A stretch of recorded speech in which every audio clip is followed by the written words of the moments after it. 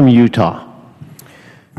Mr. President, I'd first like to thank my distinguished colleague, Senior Senator from Wyoming, who is a good friend and a fine example to all those who know him.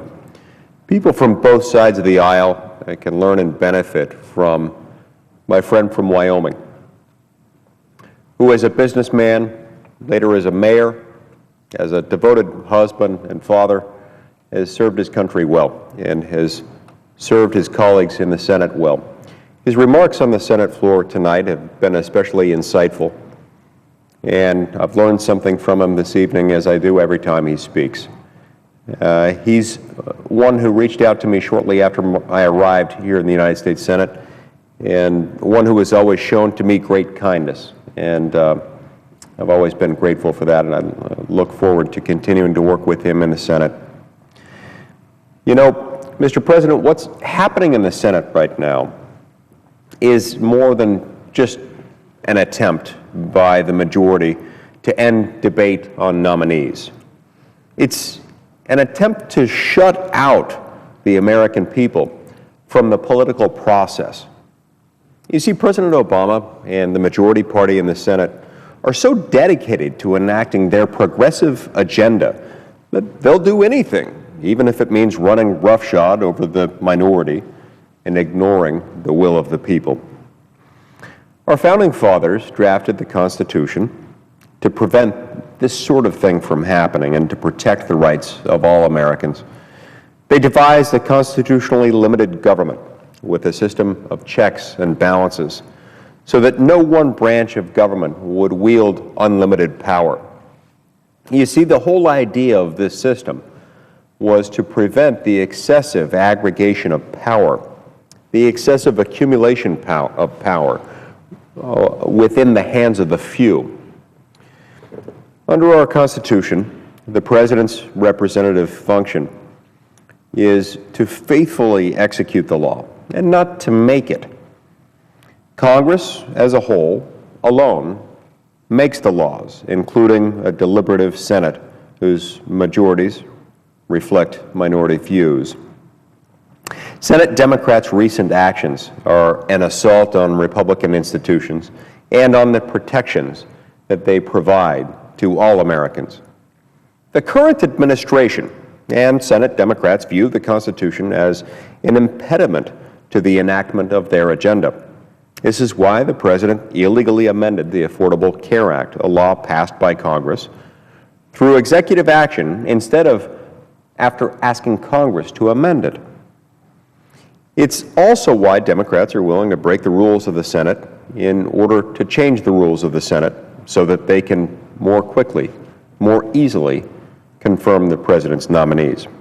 Make no mistake, the executive and judicial nominees we're considering will be tasked with implementing and upholding President Obama's agenda. Congress is a representative body and is the only branch of government given the constitutional authority to make laws. We represent the people.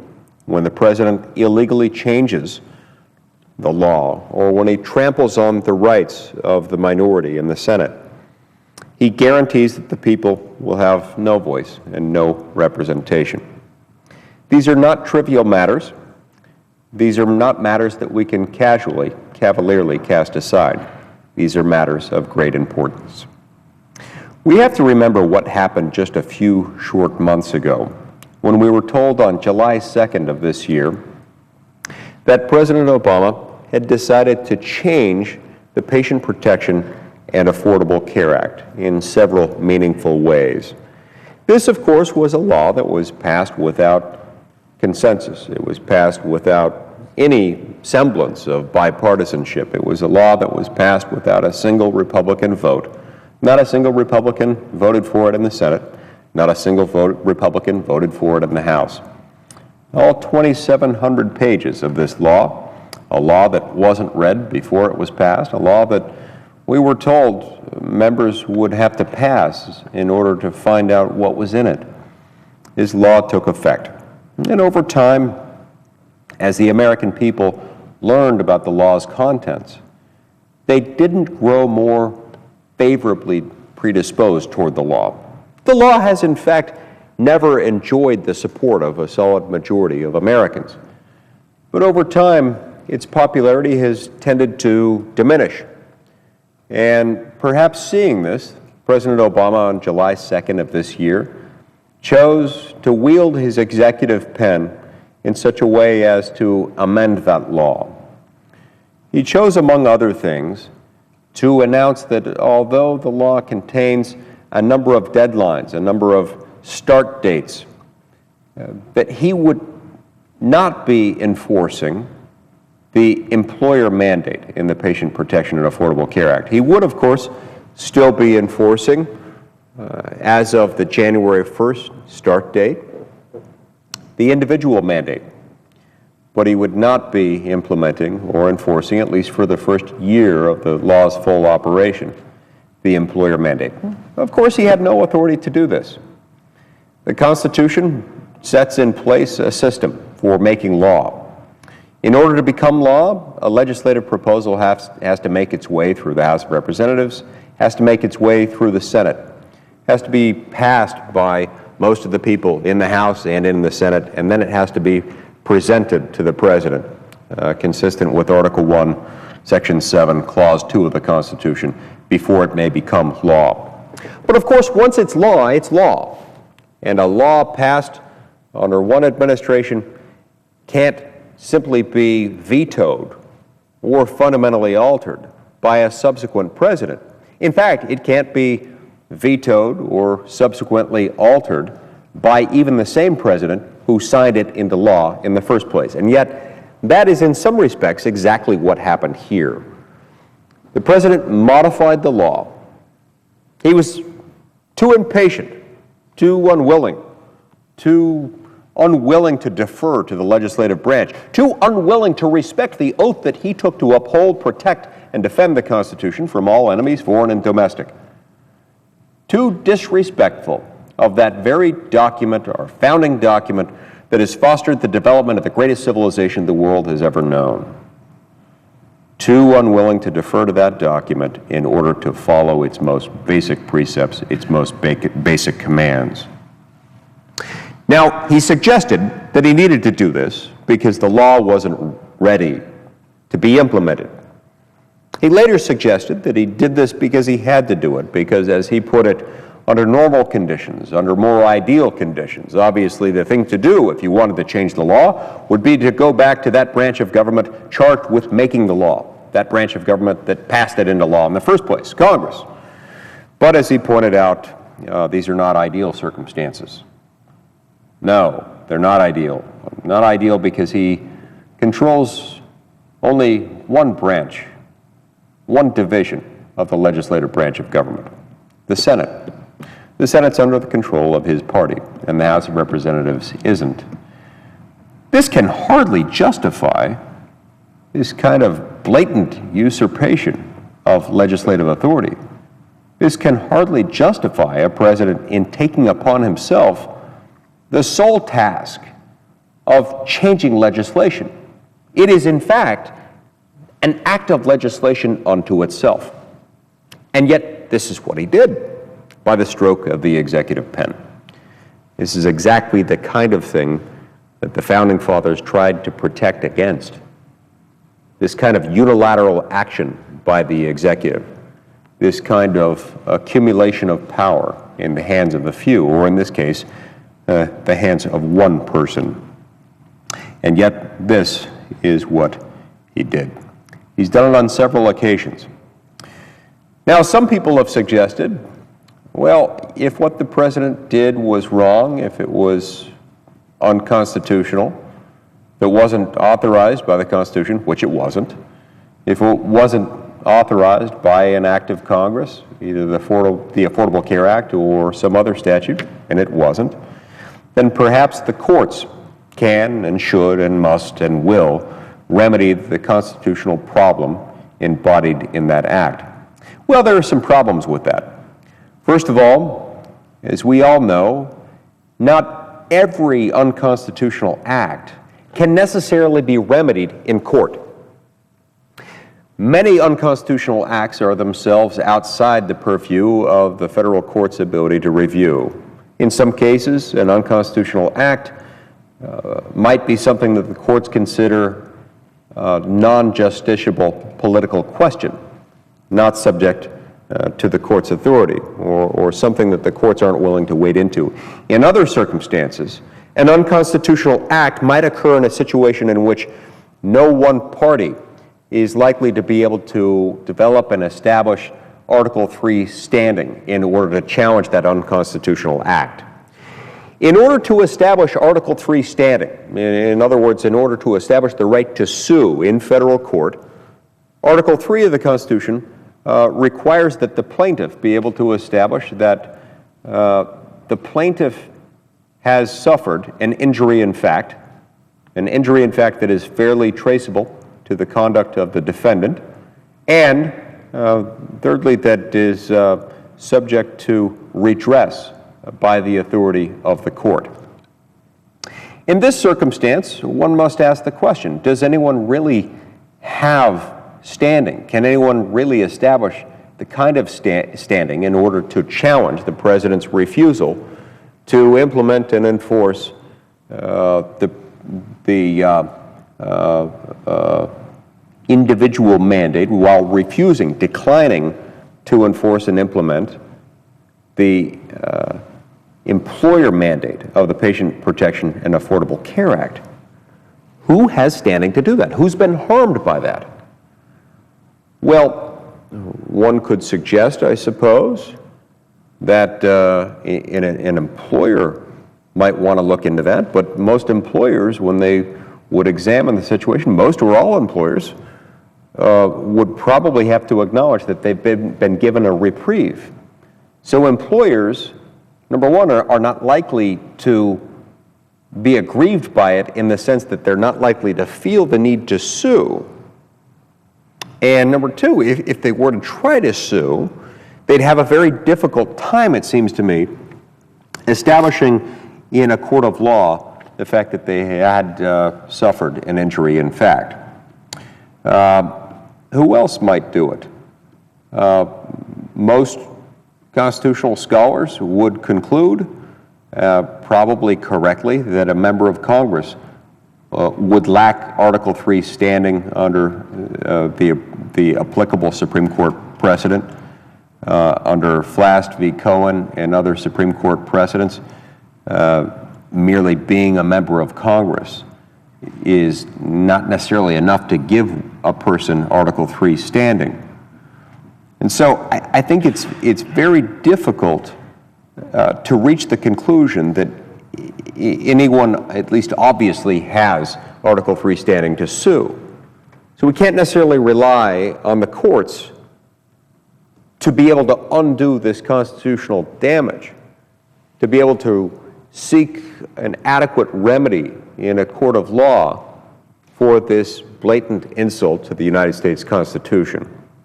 Even if they could, moreover, even if somebody could establish Article III standing, even if somebody could come in front of an Article III federal judge and convince that judge that they've got standing, would that federal court be in a position to dispose of this case within the roughly 1-year period in which this provision of the law is effectively suspended? It takes a lot of time to litigate a case all the way through to completion. And I think it's doubtful whether somebody would be able to bring an action in federal court and have it be fully litigated all the way through to judgment in the roughly 1-year period in which it would still be relevant. And if you couldn't get it done in that time period, then it would appear very likely that the case would be rendered moot at that point. And so this, quite simply, is the kind of case in which no federal suit is likely to be brought, and if one is brought, it would likely fail. And so that's yet another reason why we as a Congress ought to be looking very closely at this. You see, because this is one of those many instances in which it's possible that someone can violate the U.S. Constitution, here the President of the United States, without the courts being in a position to effectively remedy that constitutional defect. Now, we too, as members of this body, have taken an oath to uphold the Constitution of the United States. And in my mind, that means doing more than simply refraining from that which the Supreme Court of the United States would obviously invalidate. And to my mind, that means more than simply saying, well, if someone has violated the U.S. Constitution, then I'm sure the courts will take care of it. We simply know that isn't true. We know that in many, many circumstances, and I've just outlined a couple of them, the courts are not in a position to be able to remedy a constitutional defect, to be able to remedy a blatant insult to the Constitution and an absolute violation of the Constitution's provisions. And so we need to continue to hold this president accountable when he fails, quite blatantly in this circumstance, to do that which the Constitution requires. This is a question that I think is particularly important, not only in light of how this particular act of Congress came to be, not only in light of how it was enacted and the fact that it's 2,700 pages long, that it has now resulted in 20,000 pages of regulatory implementing text, but also in light of the fact that it was challenged in court. That is, the Patient Protection and Affordable Care Act was challenged in court as to its constitutionality. But it was upheld by the Supreme Court of the United States in a most unusual fashion. Let's talk about that for just a moment. A number of states and a few others banded together and challenged in federal court a few years ago Congress's power to enact certain provisions of the Patient Protection and Affordable Care Act. Among those provisions that they challenged were the individual mandate. The argument was Congress lacks the power asserted by Congress in the Affordable Care Act pursuant to Article I, Section 8, Clause 3, the Commerce Clause, to tell individual Americans that they must buy a product, health insurance. Not just any health insurance, but that specific kind of health insurance that Congress, in its infinite wisdom, deemed absolutely essential for every American to purchase. So a challenge asserted that Congress lacks this power under the Commerce Clause. The lawsuit also alleged, among other things, that Congress lacked the power to tell states that the states had to expand their Medicaid programs and gave the states no choice, that this too violated the Constitution, that it exceeded certain limitations on Congress's power, because the courts have long recognized that Congress lacks the power to commandeer the state's legislative and administrative machinery in order to carry out a federal program. Congress has the power to encourage states, to ask states to do this, but it lacks the power to direct a state to do X or Y or Z. We can't just tell a state to do something just because we want it to be done. We might be able to persuade the state to do something. We might even be able to fund the state, to offer funding in case a state wants to participate in a given program. But we lack the power to dictate to states that it do such a thing. Now, in this circumstance, the Patient Protection and Affordable Care Act was unmistakable in its clarity. It simply told the states that they had to expand their Medicaid programs in the fashion outlined in the Act itself. So these two core pieces, these two core aspects of this judicial challenge made their way up through the federal court system, made their way up to the Supreme Court of the United States. The court decided these two issues, as I said a moment ago, in a most unusual fashion. Turning to the Commerce Clause issue, the court addressed that issue right after addressing another issue that was sort of a jurisdictional question, an introductory question. The court had to determine, first of all, before it even got to the merits of the constitutional challenge as to the individual mandate in the Affordable Care Act, it had to address the question of whether or not the individual mandate and the enforcement mechanism attached to it could fairly be characterized as a tax for purposes relevant to the so-called Anti-Injunction Act, a Civil War era statute that basically says that anytime someone wants to challenge a tax in federal court, they have to wait until such time as that tax is actually being collected.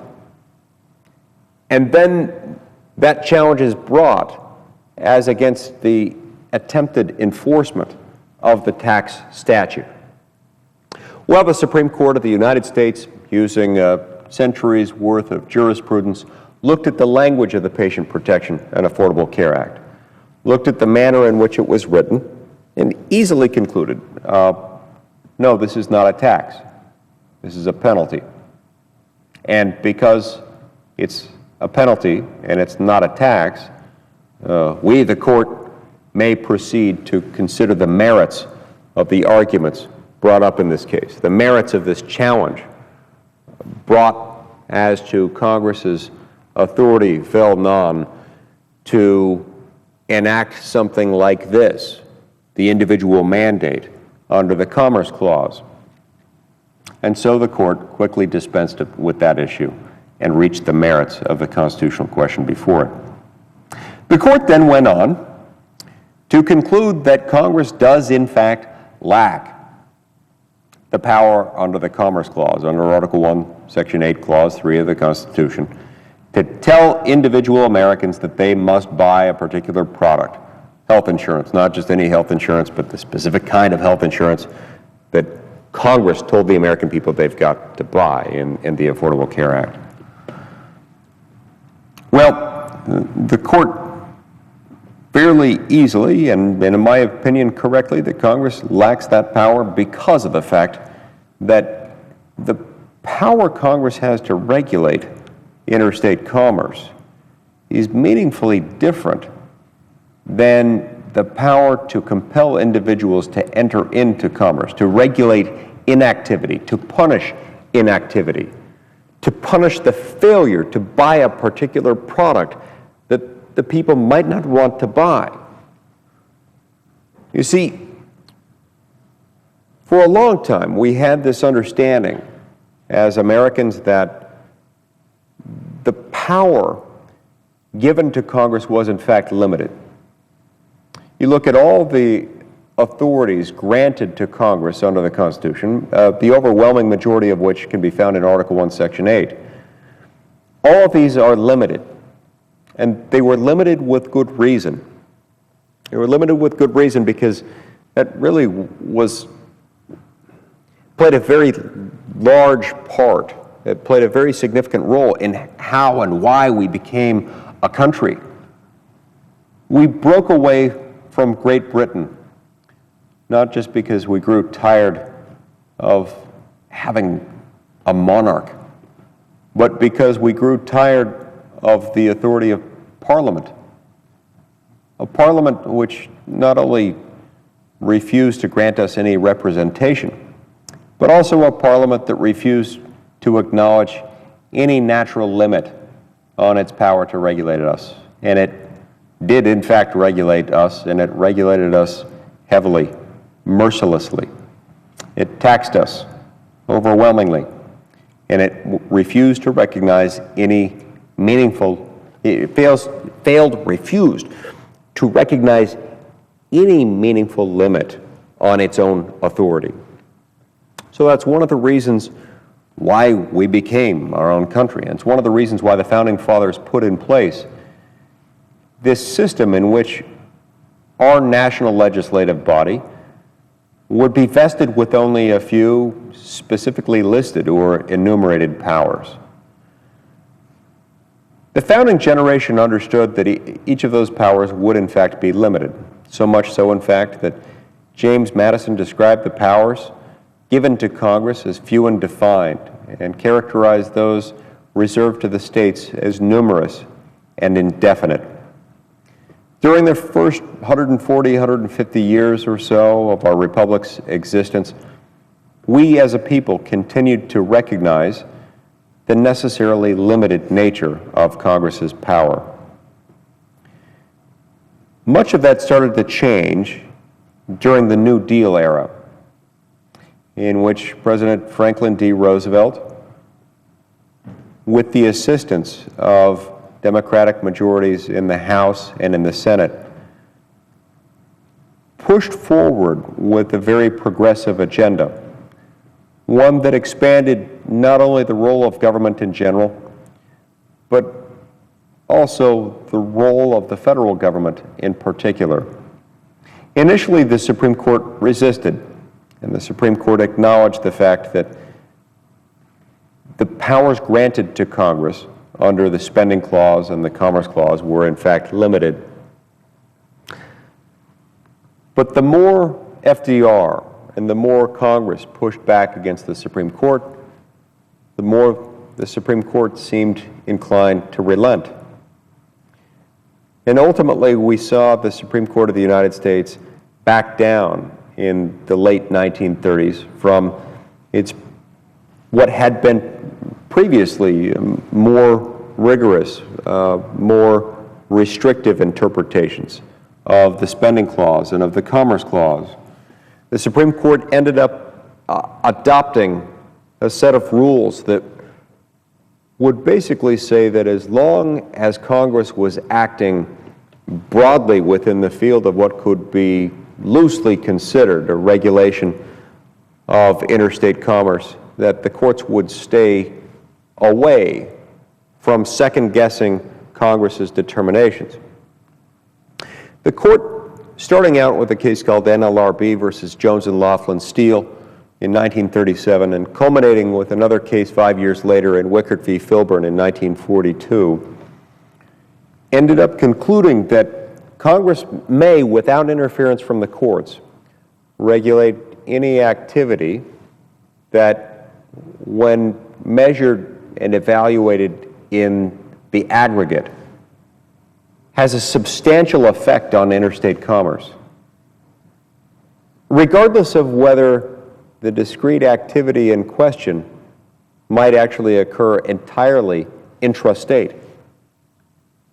Congress would be able to regulate that activity pursuant to its Commerce Clause authority, regardless of how intrastate that activity might be when viewed in isolation.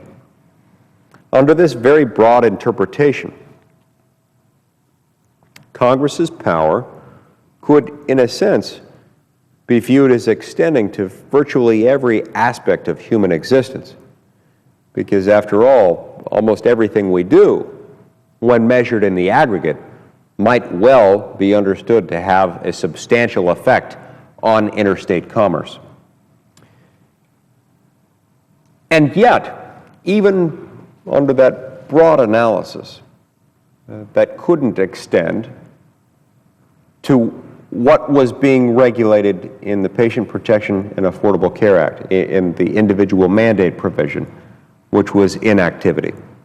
Now remember, this is enormous breadth that we're talking about, enormous breadth that the Supreme Court said Congress could, without interference from the courts, regulate under its Commerce Clause authority. In Wickert v. Filburn, what was at issue was the cultivation of wheat. Congress had adopted a statutory framework in which farmers would be severely restricted in how much wheat they could grow, how much they could produce of this or that agricultural commodity. And there was a farmer named Roscoe Filburn who committed a grave offense against the Republic. His offense did not involve dealing drugs. It didn't involve murder or kidnapping. His offense involved growing too much wheat. Roscoe Filburn grew more wheat than Congress, in its infinite wisdom, viewed appropriate for any American to grow. And he was fined many thousands of dollars, which during the New Deal era was an enormous amount of money, because of the fact that he grew too much wheat. Now, Roscoe Filburn was fortunate in that he had access to some good lawyers. And his lawyers advised him on this, and they represented him aggressively and competently in court.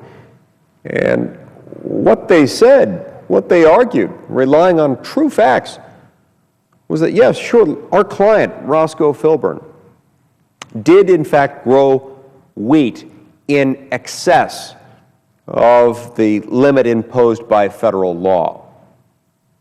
But significantly, that wheat, the amount of wheat that he grew in excess of the grain production limit applicable to his farm that year, was grain that never entered interstate commerce. In fact, it never entered commerce at all. You see, that grain never even left Roscoe Filburn's farm.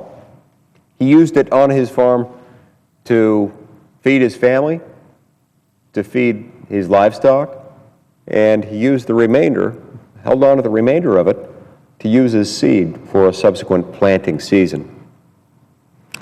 And so, in a very real sense, that wheat was not part of interstate commerce at all.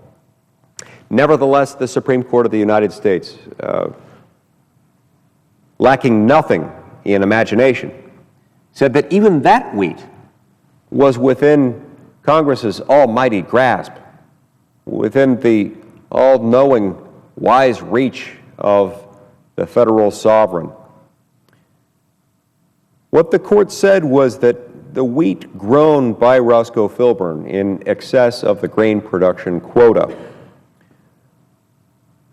was itself something that, when viewed in the aggregate, could substantially affect interstate commerce. In other words, if lots of farmers everywhere, just like Roscoe Filburn, grew too much wheat, even if their wheat never entered interstate commerce, the growing of all of that excess wheat would inevitably have an impact on the supply and the demand and ultimately the price and the availability of wheat on the interstate market.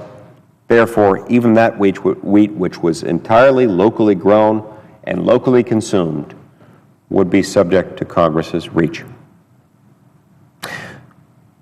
Wickard v. Filburn thus erected an extraordinarily low barrier for Congress to clear in establishing that it had properly invoked its authority under the Commerce Clause. And yet, even that extraordinarily low barrier was high enough to stop Congress from acting pursuant to the Commerce Clause in enacting the individual mandate under the Patient Protection and Affordable Care Act. Thus ended the Supreme Court's analysis in June 2012, when it ruled that Congress had exceeded its constitutional limits under the Commerce Clause in enacting the individual mandate. Significantly, this was only the third time in about 75 years, only the third time since Nlrb versus Jones and Laughlin Steel and Wickard v. Filburn, in which the Supreme Court of the United States had recognized that Congress had overstepped its limits under the Commerce Clause. This was a rare thing for the court to do. It was foreseeable because the individual mandate in the Patient Protection and Affordable Care Act went so far beyond anything that had ever been seen before. And yet it was only the third time in the last 75 years in which that had happened. But then something different happened, something that very few expected. Very few people on either side of the aisle in this body on either side of the political divide in America generally. After concluding that Congress lacked this power under the Commerce Clause, the Supreme Court, under the pen of Chief Justice John Roberts, proceeded to analyze the government's backup argument. That is the argument that even if, as the court had now concluded, Congress lacked the power to do this under the Commerce Clause, that Congress still had the power to do this, consistent with its power to impose taxes. The court went on to conclude that Congress did have this power. Strangely, the court also went on to conclude that that's essentially what Congress had done here. Now, this was odd on many levels. Number one, the court had already concluded, as it had to conclude in order to proceed to the case, as it had to conclude in order to exercise jurisdiction over this case, prior to the implementation of the law, prior to the collection of this alleged tax, that it was in fact not a tax but a penalty. So it was very strange that the court was now basically saying, okay, it's a penalty and not a tax for some purposes, but it's a tax and not a penalty for other purposes. And yet that's what the court did. It was also strange that the court did this for the additional reason that Congress had considered proposals, legislative proposals, in a different, earlier iteration of the Patient Protection and Affordable Care Act that would have enforced the individual mandate by means of a tax. Congress considered language that would have done that. Congress knew and still knows how to enact legislative language that imposes a new tax. And yet when it tried to use that language that under 100 years worth of jurisprudence everyone understands would have imposed a tax, Congress could not get the votes to pass it, even in what was then a Congress in which the Democratic Party dominated both houses. Even in that Congress, they tried but failed to get the requisite number of votes to pass the individual mandate enforced by means of a tax. They couldn't do it. And it was therefore really odd that the Supreme Court of the United States would interpret what Congress couldn't pass as a tax in such a way as to make it a tax for constitutional purposes when Congress itself didn't have the votes to do it. Now, in order to pass legislation raising revenue, in other words, in order to pass legislation imposing a new tax, the Constitution requires that legislation of that sort originate in the House of Representatives. Why is this? Well, I think most who look at the issue would agree it has a lot to do with the fact that the House of Representatives is the entity within our federal government structure that is by design most representative of the people. In the Senate, we have elections every 6 years. In the House, it's every 2 years. And from the outset, the House was the body in which the people were represented, because, of course, at the outset, the Senate was the body in which the states were represented. That's no longer the case, where we are directly elected by the people. But it was always the case, and still is the case, that tax legislation must start in the House because it's the body closest to the people and most responsive to the needs and the desires and the concerns of the people.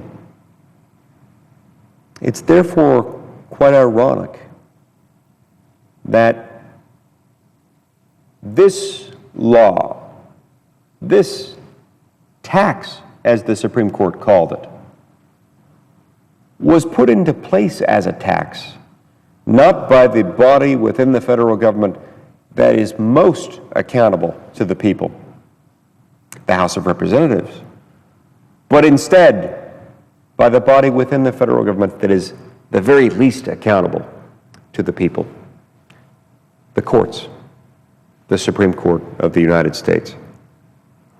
This, I believe, amounted to a usurpation of constitutional authority. This, I believe, amounted to a betrayal of the judicial oaths of the 5 robe-wearing men and women who signed on to that opinion. They did not have the power to legislate. They did not have the power to create a tax. They did not have the power to create out of whole cloth tax language out of penalty language, language that under a century's worth of jurisprudence, the court's own precedents carrying stare decisis effect, made clear was a penalty and not a tax. And yet that's exactly what the court did. Now, when people discover this, when they learn about it, when they hear about it, when those who dare to plow through the Supreme Court's opinion and understand what happens, they will inevitably ask, how can the court do this? Does the court have that power, the power to legislate, the power to impose a tax where Congress has not chosen to impose a tax? Well, no, the court doesn't have that power. Then how can the court do that? How could the court do that? Why did the court do that? Well, the court did that because it could. Not because it could in the sense that it had the constitutional power to do it, but because the court, as an exercise of raw political power, chose to do so and did do so. This was a tragic day in American history, a day that we should not soon forget, and a day that we should do all in our power to remedy. This decision was wrong. It was unconscionable. As a matter of jurisprudence, it was unforgivable.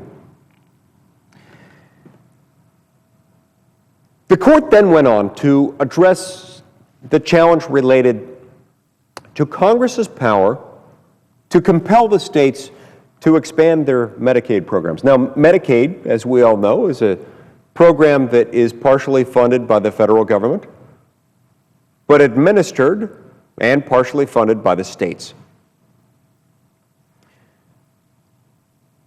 In the Affordable Care Act, Congress directed the states, whether the states were so inclined or not, to expand their Medicaid programs. It gave them no choice but to expand them, and to expand them to a very significant degree. To expand them in a way that would bring about not only significant costs to the states over the years, but also very substantial administrative burdens as well. And yet, the Affordable Care Act left the states with no choice. You must do this. Just do it, because we're Congress, and we're all powerful, and you have to do it, because we say so. Well, there is this anti-commandeering principle embedded within our constitutional jurisprudence, rooted in the enumerated powers doctrine, rooted partially in the 10th Amendment as well. It says that Congress lacks the power to commandeer a state's administrative or legislative machinery to put in place, to carry out, to legislate, or to administer a federal program. The Supreme Court of the United States concluded that Congress had violated this anti-commandeering principle in passing the Patient Protection and Affordable Care Act, and in doing so in a way that left the states with no other alternative. So this was a second constitutional defect in the Patient Protection and Affordable Care Act. But here again, the Supreme Court chose to rewrite the law a second time in order to save it. Ordinarily, what a court would do in this circumstance, after concluding that Congress had violated this anti-commandeering principle and that this aspect of the Affordable Care Act was in fact unconstitutional. The court would be under an obligation to go into what's called severability analysis, to analyze whether or to what extent or in what way Congress might have intended to allow the rest of the statute's provisions to operate independently, notwithstanding the unconstitutionality of the provision deemed invalid by the court. In this case, quite stunningly, the Supreme Court engaged in no such analysis. It never reached the severability question, even though it had been the discussion of extensive briefing and conversation at oral argument. The Supreme Court didn't get into severability at all. The court decided that it just didn't need to. It didn't need to because the court rewrote the statute in order to make it constitutional. The court wrote into the law a carve-out provision. It simply said, we're going to read this law as though it gave the states an opt-out provision, as though it gave the states an option of deciding whether or not to expand their own Medicaid programs. Only problem is, the text of the Patient Protection and Affordable Care Act contained absolutely no such language. You can read through all 2,700 pages of that law, and you won't find any opt-out provision like what I just described. No, the court created this too from whole cloth. The court did this in the absence of any text. This too amounted to a betrayal of the judicial oaths of those who signed their names to that opinion. This too was a blatantly unconstitutional act that was an insult to the high judicial office that those individuals occupy.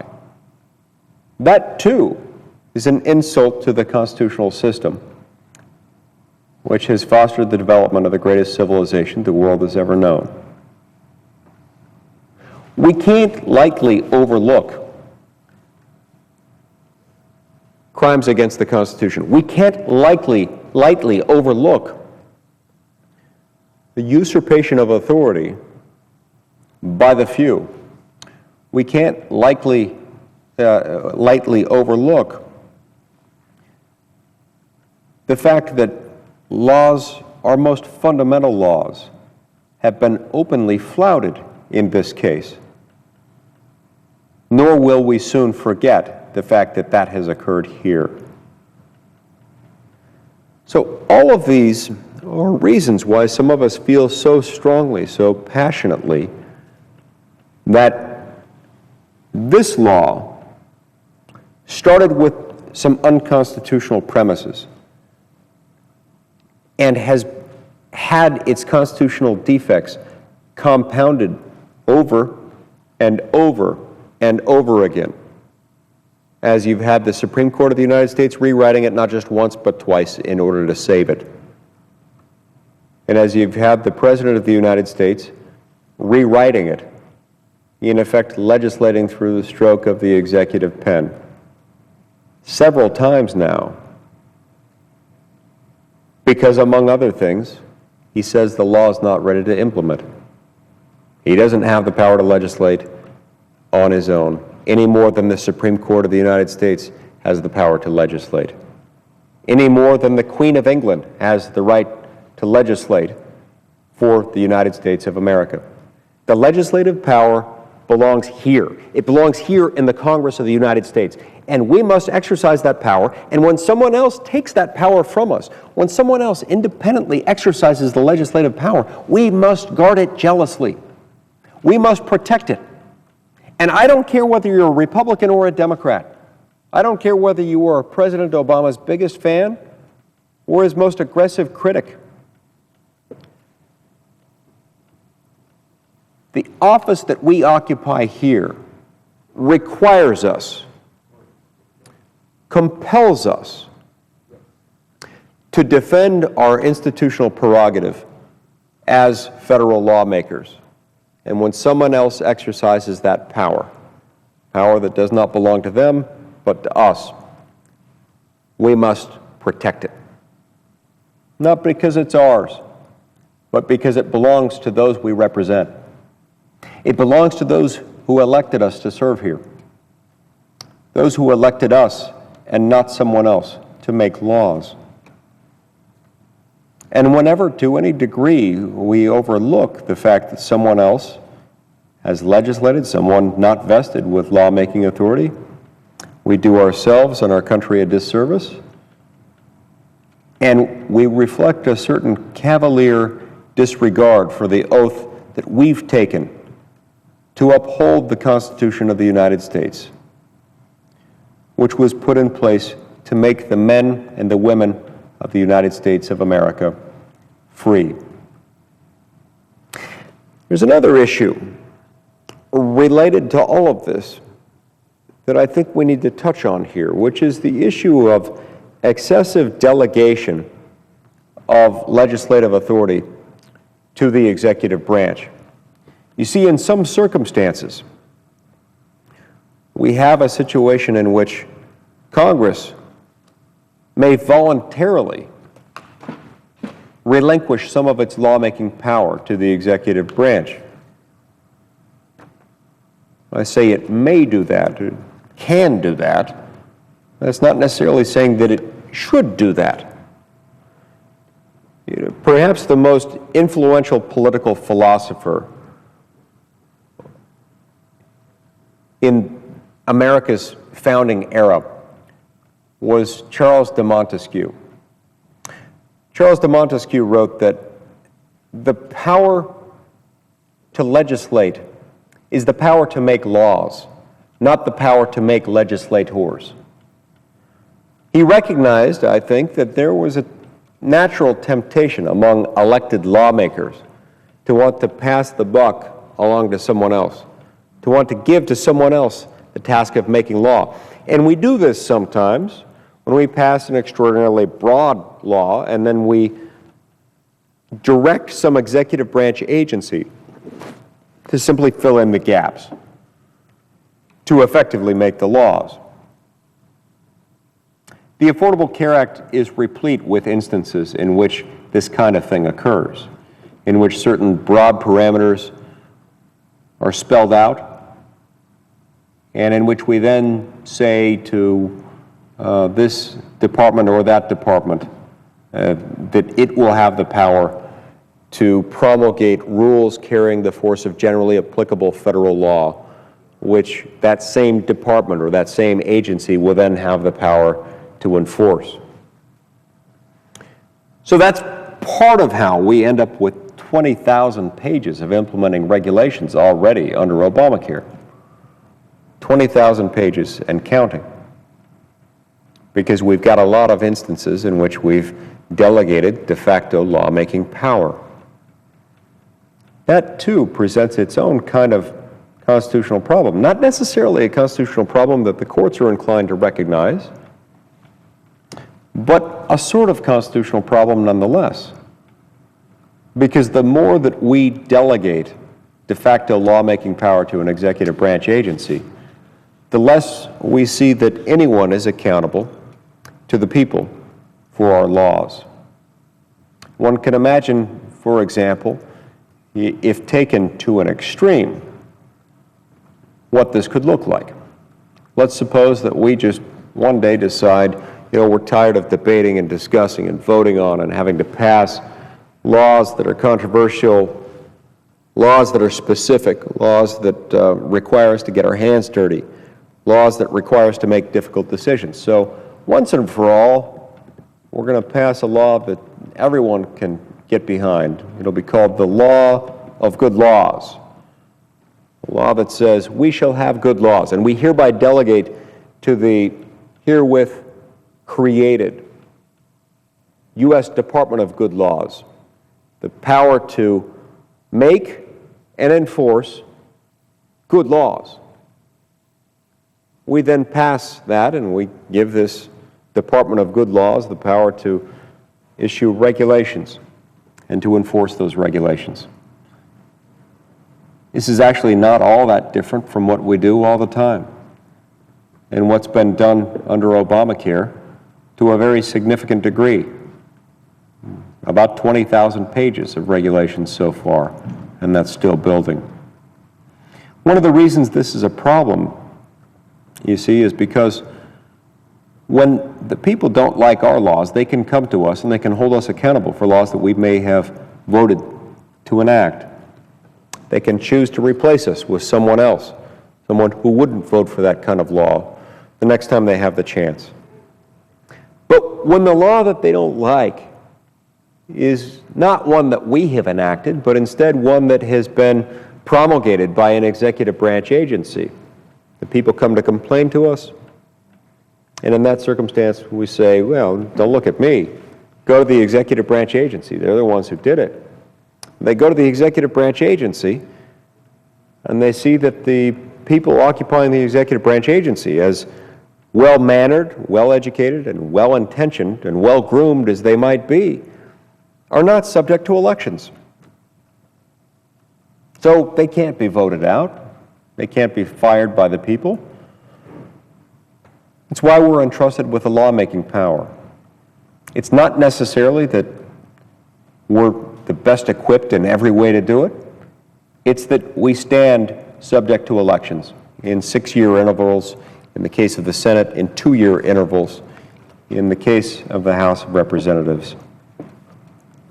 It's yet another reason why we ought to be more resistant, more concerned when it comes time to enacting legislation that delegates an excessive amount of de facto lawmaking power to an executive branch agency. Yet another reason why I think we need to pass something akin to the proposal that has been introduced as the Reins Act.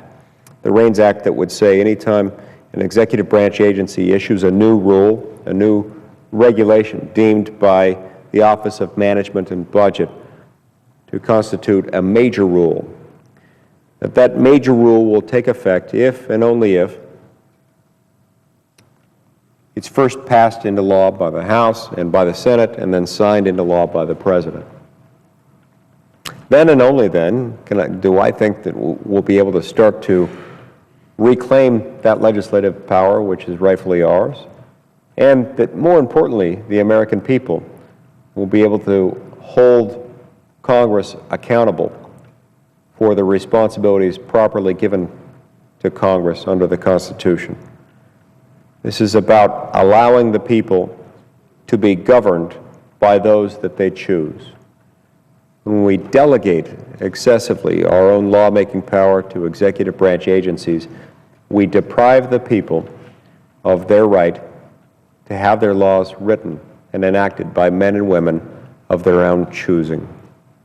Now, this is important, and it should be important to people of all political backgrounds, to people at every end, at every step, at every stage along the political continuum. This is an issue that is neither Republican nor Democratic. It is neither liberal nor conservative. It is simply American. That when we pass laws through democratically elected senators and representatives.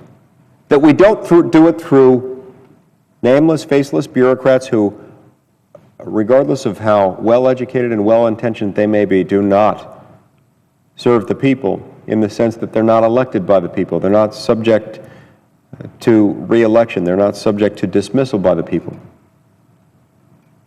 We must hold that power here. That power belongs to us, not to bureaucrats. It belongs to us, not the President. It belongs to us and not to 9 judges wearing black robes across the street in the Supreme Court of the United States.